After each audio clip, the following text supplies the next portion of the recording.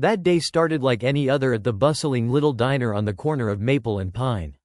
The hum of conversation mixed with the clinking of silverware and the sizzle of bacon on the griddle. Regulars filled their usual seats, and the waitstaff moved quickly, balancing plates and refilling coffee cups.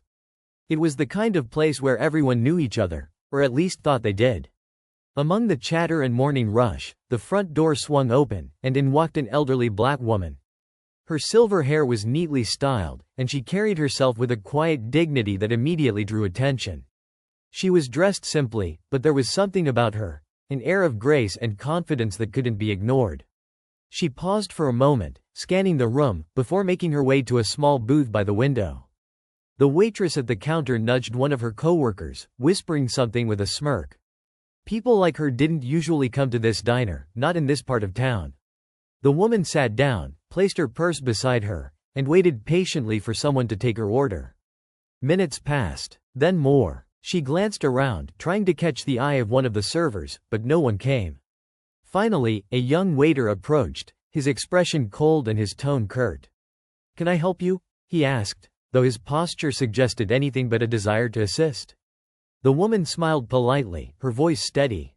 "Yes, I'd like a cup of coffee, black, and the breakfast special, please." The waiter hesitated, his eyes narrowing slightly. "Are you sure you can afford it?" he said, the words sharp enough to make the air in the diner feel heavier. A hush fell over the nearby tables as people turned to watch the interaction. The elderly woman's smile faltered, but she didn't lose her composure. "I believe I can," she replied calmly, reaching into her purse to retrieve her wallet. But the waiter didn't move. Instead, he folded his arms, his expression hardening. "I think you might be more comfortable somewhere else," he said, nodding toward the door. His words carried an unmistakable message, one that made a few customers shift uncomfortably in their seats, but no one said a word. The woman sat back slightly, her eyes meeting his. For a moment, the room seemed frozen in time. Then, the door opened again, and a tall, well-dressed man stepped inside. His tailored suit and polished shoes made him stand out in the modest diner, and his presence immediately commanded attention. He looked around, his gaze landing on the elderly woman. "Mom," he called, walking over to her table. His tone was warm, but there was an edge to it as he glanced at the waiter. "Is everything okay?" The waiter's posture stiffened, his eyes darting between the man and the woman. "This is your mother?" he asked, his voice barely above a whisper. The man didn't answer immediately. Instead, he looked the waiter square in the eye, his expression unreadable. "Yes," he said finally. "And I'd like to know why she hasn't been served yet." Before the waiter could respond, the man pulled out his phone, tapping a few buttons. The next words out of his mouth left the entire diner stunned. The man's fingers moved swiftly over his phone screen as the waiter stood frozen, unsure of how to respond. The elderly woman remained quiet, her hands resting lightly on the edge of the table. There was no anger in her expression, only a kind of quiet strength that spoke volumes without her saying a word. The other customers shifted in their seats, pretending not to stare but failing miserably. The tension in the room was palpable, thick enough to cut with a knife. The man slipped his phone back into his pocket, his gaze never leaving the waiter. "You see," he began, his voice calm but firm, "this isn't just about a cup of coffee or a breakfast special. It's about how you treat people. And you've made it clear how you feel about serving my mother." The waiter opened his mouth as if to defend himself, but no words came out. His cheeks flushed as he took a step back, glancing toward the manager's office in the corner of the diner. The man noticed the movement and raised an eyebrow. "Go ahead," he said. "Call your manager. I'd love to have a conversation." The room remained silent except for the faint clatter of dishes from the kitchen. The elderly woman finally spoke, her voice soft but steady. "Son, let's not make a scene," she said, her hand lightly touching his arm. But the man shook his head. "It's not about making a scene, Mom," he replied.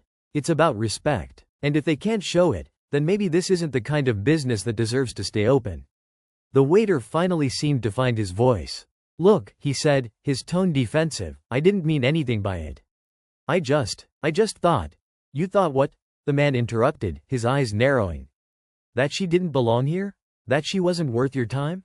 Tell me, what exactly did you think?" The waiter's mouth opened and closed like a fish out of water. Before he could come up with a response, the manager emerged from the back, her face a mixture of confusion and concern. "What's going on here?" she asked, her eyes darting between the man, the elderly woman, and the waiter. The man turned to face her, his expression calm but his voice carrying an unmistakable edge. "What's going on," he said, "is that your employee decided my mother didn't deserve to be served. I'd like to know if that's the kind of behavior you encourage here." The manager's eyes widened, and she quickly turned to the waiter. "Is that true?" she asked, her tone sharp. The waiter stammered, struggling to come up with an explanation, but the damage had already been done. The other customers were no longer pretending not to listen. Whispers rippled through the diner as people exchanged glances, their curiosity and discomfort growing by the second. The elderly woman spoke again, her tone gentle but firm. "Please, let's not turn this into something bigger than it needs to be," she said. "I came here for a simple meal, not a confrontation." Her son looked at her, his expression softening slightly. "I understand, Mom," he said, "but this isn't just about you. It's about everyone who walks through that door and deserves to be treated with dignity." He turned back to the manager. "So, what's it going to be? Are you going to address this, or are you going to let it slide?"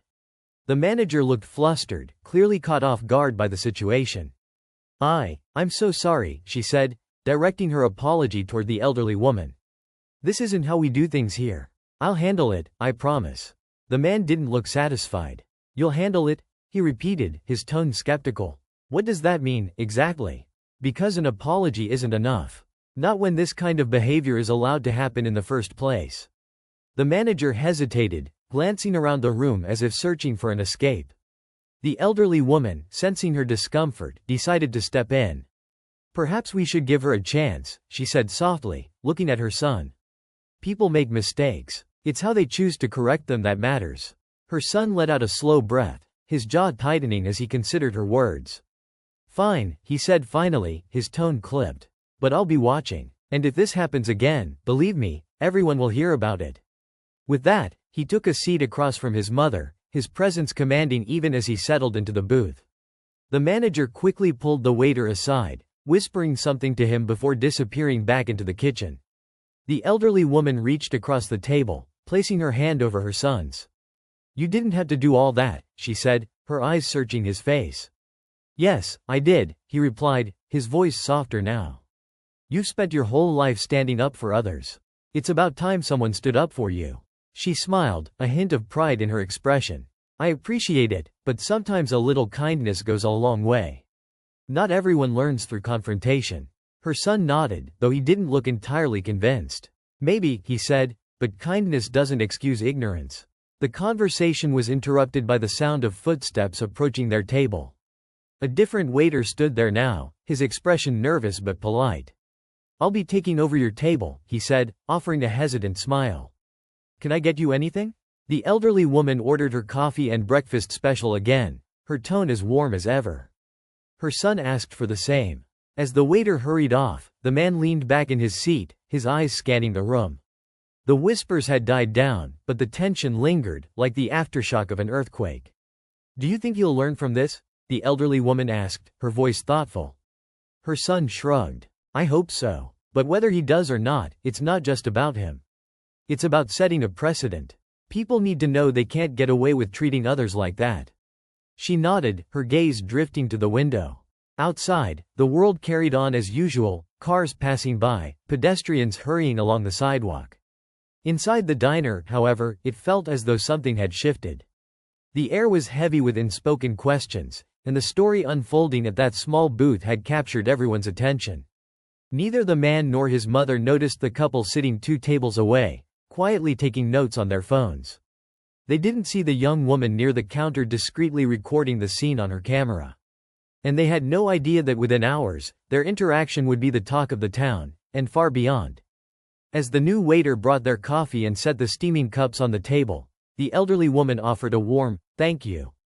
Her son gave a polite nod but remained watchful, his eyes darting across the diner as if trying to catch the lingering stares of the other customers. He was protective, and for good reason. He knew the battles his mother had fought in her life, the countless moments she'd faced prejudice with grace, and he wasn't about to let it slide this time.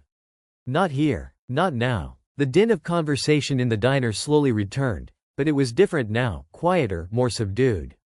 The people who had been watching the confrontation moments earlier were now trying to act as though they hadn't been paying attention. But the man noticed how a few of them still glanced over, their curiosity barely hidden. He let out a small sigh and took a sip of his coffee. The elderly woman sat silently for a moment, studying her son. She could see the tension in his jaw, the way his shoulders were still rigid. She reached out, placing a hand over his. "It's okay," she said softly. "You can relax now." "I'm fine," he replied, though his tone betrayed the frustration simmering just beneath the surface. "It's just hard to see things like this still happening. After everything you've done, after all you've been through, it's not right." Her eyes softened, and for a moment, she looked as though she were about to say something more. But before she could, a voice interrupted them. "Excuse me," said a woman standing near their table. She was middle-aged, with a kind face and hesitant smile. She held a notepad in one hand and a pen in the other, as if she'd been jotting something down. "I don't mean to intrude, but I just wanted to say, I'm sorry for what happened earlier. That was completely unacceptable." The elderly woman looked up at her, surprised by the sincerity in her voice. "Thank you," she said, nodding politely. "That's very kind of you." The woman shifted awkwardly on her feet, her eyes darting to the man sitting across the table. "I couldn't help but overhear," she admitted. "And I think it's important to speak up when we see things like that. If you don't mind, may I ask, what's your name?" "Both of you?" The man hesitated, exchanging a glance with his mother. He was naturally cautious, not wanting to draw more attention than necessary. But the elderly woman, ever gracious, answered first. "My name is Margaret," she said. "And this is my son, James." The woman smiled warmly. "Margaret, James, it's a pleasure to meet you. My name is Karen, and I'm a writer for a small community paper. I'd love to share your story, if you're open to it. It's an important one, and people need to hear it." James immediately tensed, shaking his head. "I appreciate the offer, but this isn't about getting attention. We're just here to have breakfast." Margaret, however, gave her son a thoughtful look. "James," she said gently, "sometimes sharing our experiences can help others see the world differently. Maybe this is one of those times." Karen chimed in quickly, sensing James's resistance. "It doesn't have to be a big story," she assured him. "Just something to make people think. To remind them that these things still happen, even when we'd like to believe they don't." James sighed, leaning back in his seat. "We'll think about it," he said finally, though his tone made it clear the subject was closed for now. Karen nodded, thanked them again, and returned to her table, where she began scribbling furiously in her notepad. Meanwhile, at another booth near the back of the diner, a young couple had been quietly observing everything. The man, dressed in a casual hoodie, leaned toward his girlfriend. "Did you get all of that?" he asked in a low voice. She nodded, holding up her phone. "Every word," she whispered back. "I'm uploading it to my channel as soon as we leave. This is going to go viral." "Good," he said, smirking. "People need to see what's really going on in places like this." Unbeknownst to Margaret and James, their story was already beginning to ripple outward. By the time their breakfast arrived, whispers of the incident had made their way onto social media. Karen's notes were quickly shaping into an article she planned to publish that afternoon, while the young couple's video was already being edited for maximum impact. Within hours, the small diner on the corner of Maple and Pine would become the epicenter of a much larger conversation. As Margaret and James ate in relative silence, the manager approached their table once more. Her expression was a mix of apology and anxiety. "I just wanted to check in," she said, her voice quieter than before. "Is everything okay now? Is there anything else I can do to make this right?" James set down his fork, his sharp gaze cutting through her discomfort. "What I want," he said slowly, "is for you to take a hard look at how you run this place. Ask yourself why someone like that," he gestured toward the original waiter, who was now sulking in a corner, "thought it was okay to treat my mother the way he did." The manager swallowed, nodding quickly. "You're absolutely right," she said. "And I promise, this will be addressed. We're going to implement training to make sure this never happens again." Margaret gave her a small smile. "That's a good start," she said kindly. "But remember, real change comes from the heart, not just policies." The manager seemed struck by her words, offering another quiet apology before retreating back to her office. James watched her go, his expression unreadable. "We'll see if she means it," he muttered under his breath. Margaret reached for her coffee, taking a slow sip as she looked out the window. People can surprise you, James, she said thoughtfully. Sometimes for the worse, yes. But sometimes for the better. James didn't respond immediately. He was still too caught up in his frustration, too focused on the unfairness of it all. But as he looked across the table at his mother, her calm strength, her quiet resilience, he realized that she had seen more of life's challenges than he ever would. And yet, here she was, choosing to see the best in people, even when they didn't deserve it. Outside, the day carried on as usual. But inside that little diner, something had shifted, not just for Margaret and James, but for everyone who had witnessed the morning's events. Little did they know, the ripples were only just beginning to spread. As the minutes ticked by, the atmosphere in the diner grew heavier, charged with an unspoken energy that seemed to cling to every corner. Margaret and James continued their meal, but neither could ignore the subtle shift around them. Conversations at nearby tables grew quieter, almost hushed, as if everyone was waiting for something more to happen. The staff, though still working, moved with an air of unease, their glances darting toward Margaret and James before quickly looking away. The original waiter had retreated to the back, his presence noticeably absent. James couldn't help but wonder what, if anything, the manager was actually doing to address the situation. His instincts told him to stay on guard. He'd seen too many apologies that amounted to nothing more than empty words, too many promises of change that faded as soon as the moment passed. But his mother, ever the optimist, seemed at ease, her demeanor calm as she sipped her coffee. It was a quiet strength that James both admired and found frustrating. How could she remain so composed after being disrespected so blatantly? Before he could voice his thoughts, the door to the diner swung open again, the small bell above it jingling sharply. A man in a dark suit entered, his expression unreadable as he scanned the room. He was older, perhaps in his late 50s, with a stern yet composed demeanor that immediately commanded attention. James noticed how the other diners stiffened slightly at his arrival, their curiosity piqued. The man strode directly toward the counter, where the manager had reappeared. Their conversation was brief but tense, with the manager gesturing nervously toward Margaret and James. James could feel the weight of the man's gaze even before he turned to face them. When he finally did, his eyes locked with James's, and for a moment, the room seemed to hold its breath. "Good morning," the man said as he approached their table. His voice was calm, measured, but there was an undertone of authority that couldn't be ignored. "I'm Richard Bennett, the owner of this establishment. I understand there was an issue earlier involving one of my employees." James straightened in his seat, his expression cool but wary. "That's putting it lightly," he replied. "Your employee refused to serve my mother because of how she looks. If you're here to offer another apology, save it. We've heard enough of those." Richard nodded, his gaze shifting briefly to Margaret before returning to James. "I'm not here to offer empty apologies," he said. "I'm here to make things right." James raised an eyebrow, skeptical. "And how exactly do you plan to do that?" Richard hesitated for the briefest moment, his eyes flickering with something James couldn't quite place, regret, perhaps, or guilt. "If you'll allow me," he said, "I'd like to explain." Margaret, who had been silent until now, spoke up. "Go ahead, Mr. Bennett," she said, her voice gentle but firm.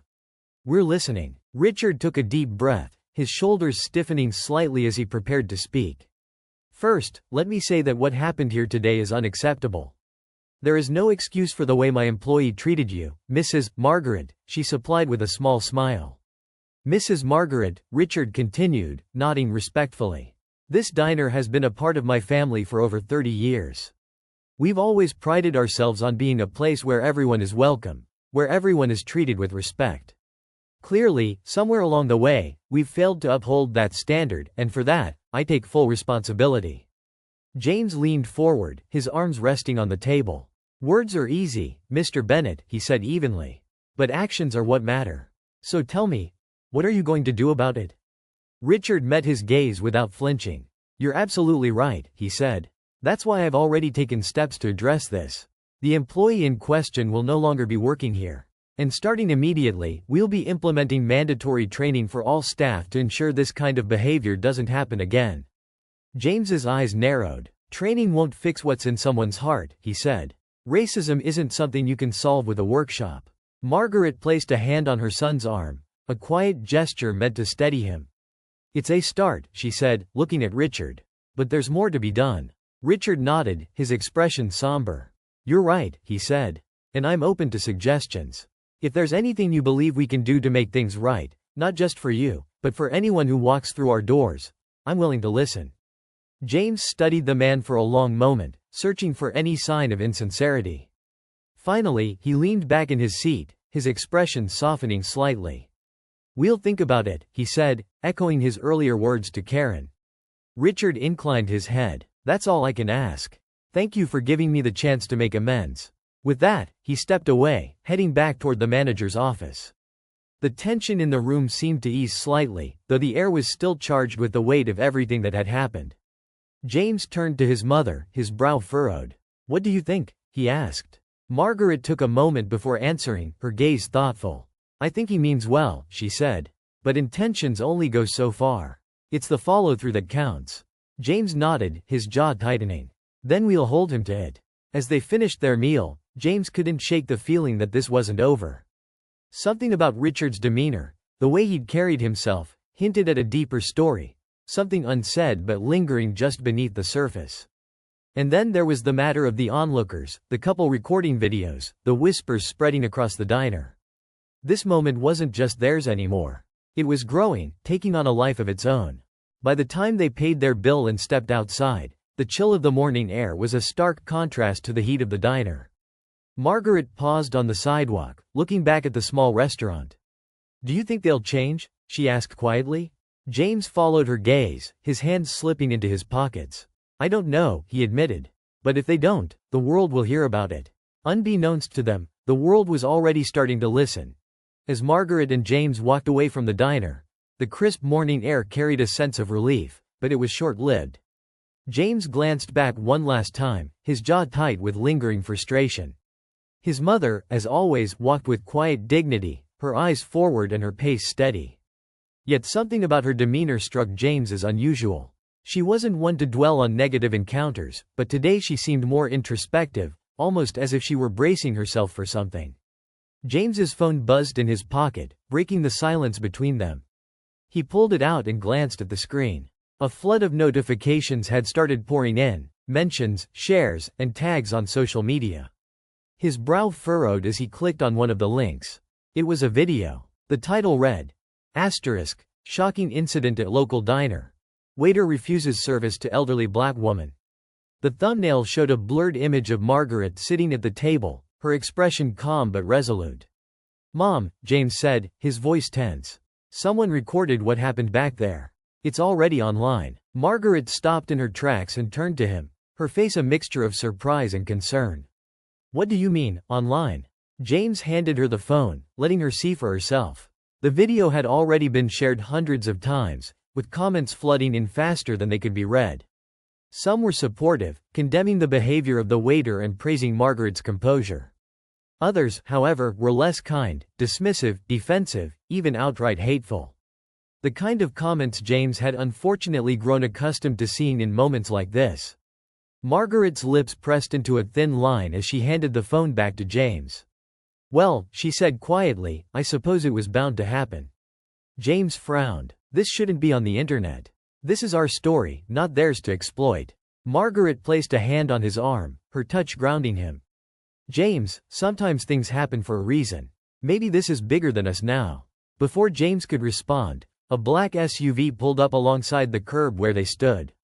The tinted window rolled down, revealing a young man in a tailored suit. His sharp, calculated expression immediately put James on edge. "Excuse me," the man said, his voice polite but firm. "Are you Margaret and James?" James instinctively stepped in front of his mother. "Who's asking?" The man held up a business card, the bold lettering of a prominent media organization instantly catching James's eye. "My name is Daniel Carter. I'm a producer with Channel 12 News. We saw the video and wanted to reach out. This is a story people need to hear." James felt his frustration boil over. "Of course you did," he snapped. "Because it's good for ratings, right?" Daniel didn't flinch, his gaze steady. "Look, I get it. You're protective of your mother, and you have every right to be. But this isn't just about ratings. This is about holding people accountable and sparking a conversation. If you're willing to share your side of the story, we can make sure it's told the right way." Margaret studied the young man carefully, her expression unreadable. "And what happens after that?" she asked. "When the cameras are gone, and the story is no longer trending, what then?" Daniel hesitated, clearly not expecting her question. "I can't promise the world will change overnight," he admitted. "But I can promise that your voice will be heard." James shook his head, his distrust of the media evident. "We'll think about it," he said sharply, echoing the same response he'd given at the diner. Daniel handed him the card. "Fair enough. But don't wait too long. Stories like this don't stay fresh for long." As the SUV pulled away, James turned to his mother, his frustration bubbling over. "Why does everyone think they can just use us to make a point?" Margaret placed a calming hand on his shoulder. "Because they see an opportunity, James. But that doesn't mean we have to take it. We decide how this story unfolds." James exhaled heavily, shoving the card into his pocket. "I just want to protect you. That's all." Margaret gave him a small, reassuring smile. "I know you do. And I'm grateful for it. But sometimes protecting me means letting me choose how to stand up for myself." The conversation was interrupted by another buzz from James's phone. This time, it was a text from an unknown number. The message was short but chilling. Asterisk. "You don't know who you're messing with. Stay quiet." James froze, his grip tightening on the phone. "Mom," he said carefully, showing her the screen. "Look at this." Margaret's expression darkened as she read the message. Who would send something like that? James's mind raced. Could it be the waiter? Someone from the diner? Or maybe just an internet troll emboldened by anonymity? Whoever it was, the message was a clear warning, or a threat. "We need to go to the police," James said firmly. "I'm not letting this slide." Margaret nodded, her earlier calm now replaced by quiet determination. "Agreed. But let's be smart about this. We don't know who's behind it, and we don't know how far they're willing to go." As they headed to their car, James couldn't shake the feeling that the stakes had just been raised. What had started as a moment of prejudice in a small diner was now spiraling into something much larger, much darker. The video, the media attention, the anonymous threat, it all felt connected somehow, though James couldn't yet see how the pieces fit together. Margaret, meanwhile, remained steady, her resolve unshaken. She had faced challenges before, many of them, and she wasn't about to back down now. But even she couldn't deny the growing sense of unease that hung in the air, a tension that seemed to whisper, "This is far from over." The drive to the police station was tense, neither Margaret nor James speaking much as the weight of the situation pressed heavily on them.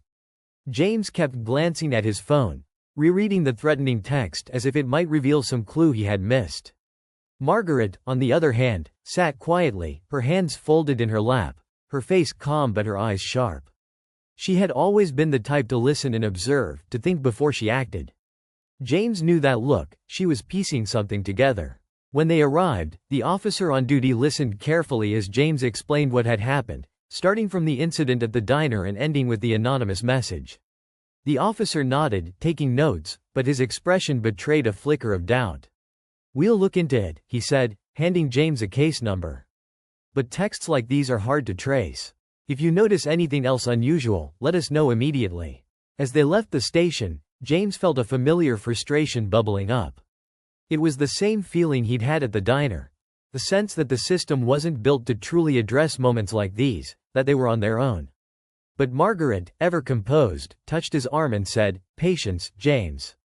Let's see where this goes." The next day brought more surprises. The video from the diner had gone viral, reaching news outlets and social media influencers who were now dissecting every second of the footage.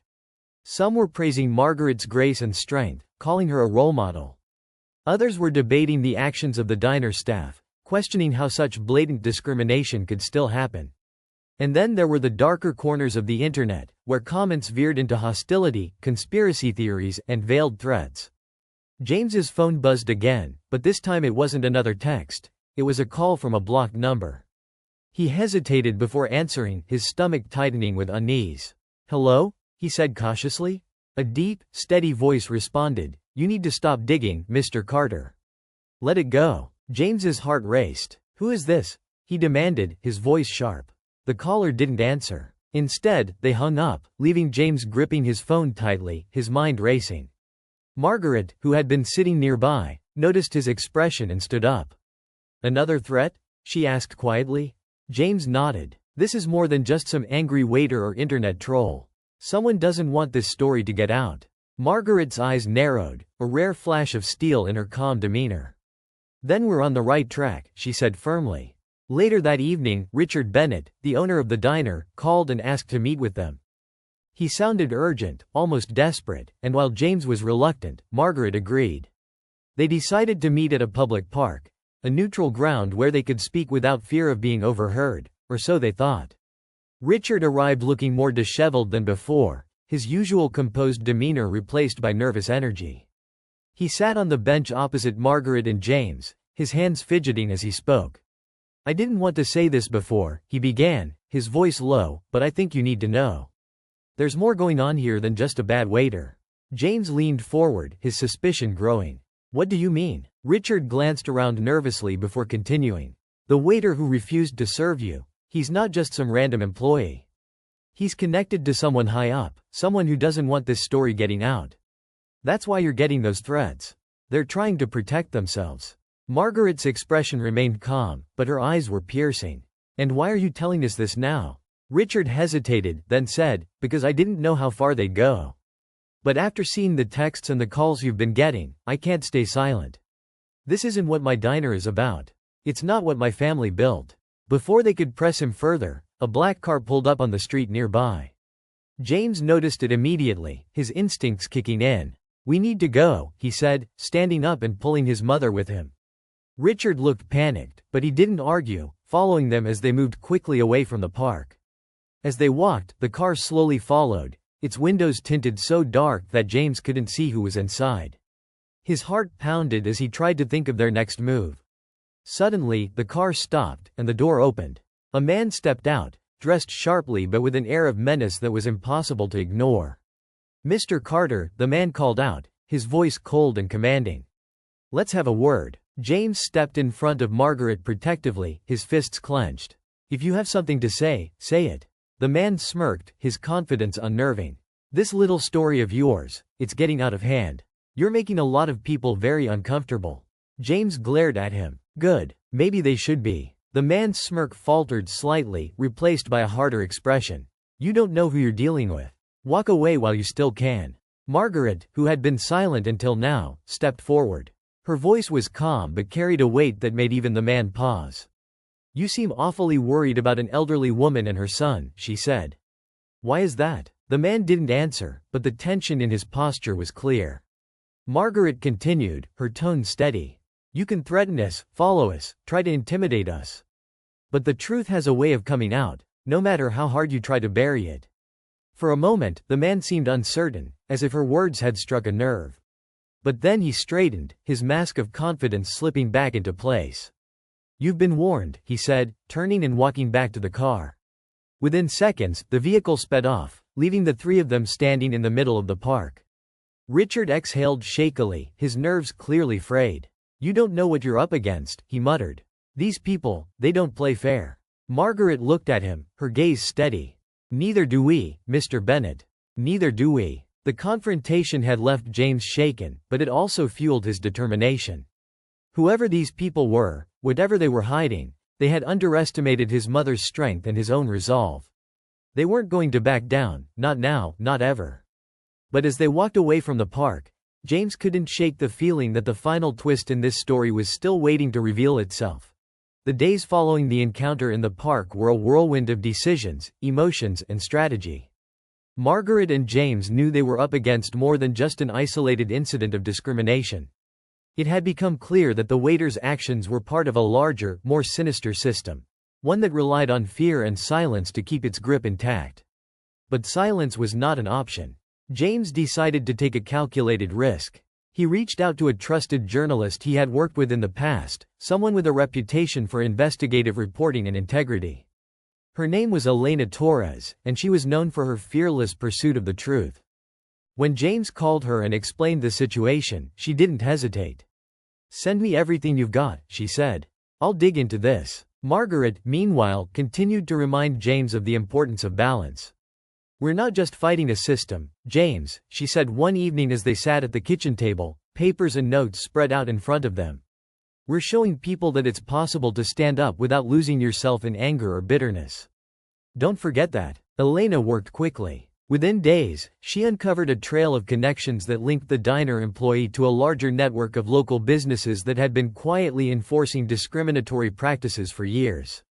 The deeper she dug, the more troubling the picture became. There were whispers of backdoor dealings, powerful individuals protecting one another, and even local officials turning a blind eye. As Elena's findings began to take shape, she proposed an idea to James and Margaret. "Let's do this right," she said during a late-night call. "I want to release a full exposé.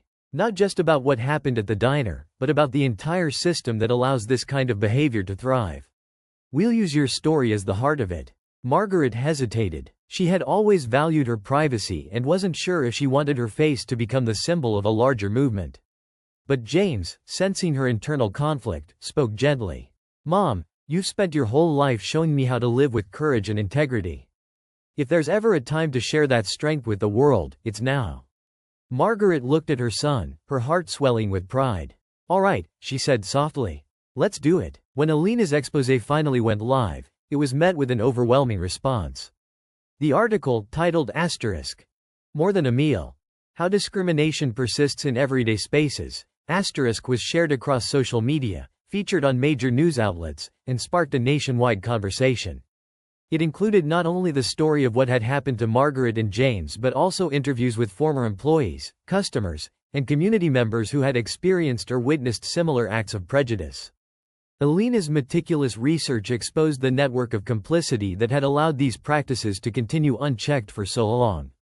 The backlash was swift. The diner's owner, Richard Bennett, publicly denounced the behavior of his employee and vowed to implement sweeping changes, including mandatory diversity training and a review of hiring practices. The waiter who had refused to serve Margaret resigned before he could be terminated, though it was clear his actions had left a lasting stain on his reputation. But the fallout didn't stop there. The exposé led to an independent investigation into several local businesses, uncovering patterns of discrimination that had gone unnoticed, or ignored, for years. The community, galvanized by the story, began demanding accountability and change. Protests were organized, petitions circulated, and new initiatives launched to create a more inclusive environment. Through it all, Margaret remained the calm, steady force at the center of the storm. She spoke at community meetings, sharing her experiences with honesty and grace. Her words resonated deeply, reminding people that change was not only necessary but also possible when approached with courage and compassion. One evening, as she and James sat together reflecting on everything that had happened, James asked her, "Do you ever wish we hadn't gone to that diner that day?" Margaret smiled faintly, her eyes warm. "No," she said, "because even in the hardest moments, there's an opportunity to make things better. Not just for ourselves but for others. We didn't ask for this fight, James, but we were given it for a reason. And I think we've done the best we could with it." James nodded, her words settling deeply within him. He had always admired his mother's wisdom, but now he saw it in a new light. She had taken an act of cruelty and turned it into a catalyst for change, not through anger or vengeance but through quiet strength and unwavering conviction. In the weeks that followed, life began to settle into a new normal. The threats and anonymous messages stopped, the shadowy figures that had once loomed so large fading into irrelevance as the truth came to light. Margaret and James returned to their routines, though they both knew they had been forever changed by the experience. One afternoon, as they walked through the park near their home, James spotted a small group of people gathered by a bench. They were placing flowers and a plaque at the spot where Margaret had confronted the man who had tried to intimidate them. The plaque read, "In honor of those who stand up for justice, even when it's hard. Change begins with courage." Margaret paused, her eyes glistening as she read the words. James put an arm around her, a smile tugging at his lips. "Looks like you've made an impact," he said softly. Margaret turned to him, her expression thoughtful. "We both did," she said. "And maybe that's the real lesson here. No matter how big the problem, change always starts with someone deciding it's time to speak up. Even if it's just one meal, one moment, one person, it matters." As they continued their walk, the sun began to dip below the horizon, casting the park in a warm, golden light. Margaret and James didn't need to say anything more. They both knew the journey wasn't over, but for now, they could take comfort in the progress they had made and the lives they had touched. Their story, like so many others, was a reminder that even in the face of adversity, the human spirit could rise above and create something better. And that was a legacy worth carrying forward.